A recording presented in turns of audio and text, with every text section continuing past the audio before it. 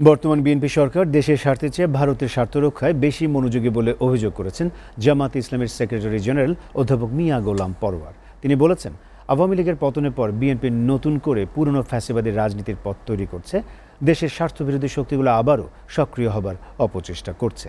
এ সময় 11 দলের নেতারা বলেন, সীমান্তে হত্যা ও পুশিন বন্ধ করতে না পারলে স্বরাষ্ট্র ও পররাষ্ট্রমন্ত্রীর পদত্যাগ করা উচিত।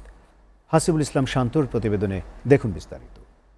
দেব না লুটাতে ধুলাই আমার দেশের সম্মান।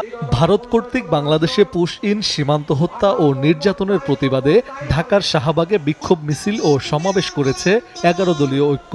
বিকেলে অনুষ্ঠিত সমাবেশে বক্তারা অভিযোগ করেন, সীমান্তে অবৈধ অনুপ্রবেশ ও হত্যাকাণ্ড বন্ধে সরকারের দৃশ্যমান কোনো উদ্যোগ নেই। তারা বলেন, দেশের সার্বভৌমত্ব ও জাতীয় স্বার্থ রক্ষায় আরও দৃঢ় অবস্থান গ্রহণ করতে হবে।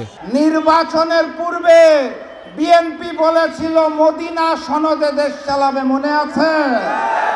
ক্ষমতায় এসে মদিনার নাকে কেটে মদিনার জায়গায় মোদি সনদে তারা দেশ চালাতে চায়।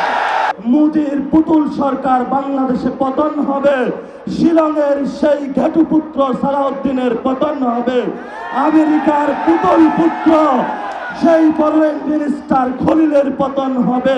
বাঘের লেজ দিয়ে কান চুলকাবেন না।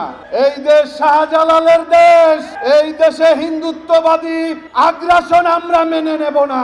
সমাবেশে সভাপতির বক্তব্যে হামিদুর রহমান আজাদ বলেন, সাম্প্রতিক সময়ে সীমান্তে পুশ ইন ও হত্যাকাণ্ডের ঘটনায় সরকার কার্যকর পদক্ষেপ নিতে ব্যর্থ হয়েছে।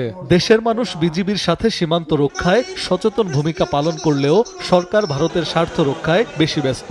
এই ভারত আপনাদের বন্ধু নয়, আপনাদেরকে দুধ গোলা দিয়ে পড়ছে, ক্ষমতায় বসিয়েছে বাংলাদেশের স্বার্থের জন্য নয়, ভারতের স্বার্থ রক্ষার জন্য।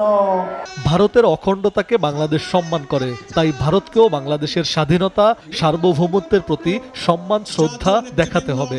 সীমান্ত হত্যা, পুশ ইন ও বিভিন্ন দ্বিপাক্ষিক সমস্যার সমাধানে সরকারকে দৃঢ় ও কার্যকর ভূমিকা নিতে হবে। আমরা জানতে পেরেছি গোটা ভারতে প্রায় 90 লক্ষ মানুষকে নাগরিকত্ব আর যাচাই বাছাইয়ের অজুহাত তুলে পুশিনের আওতায় আনা হয়েছে।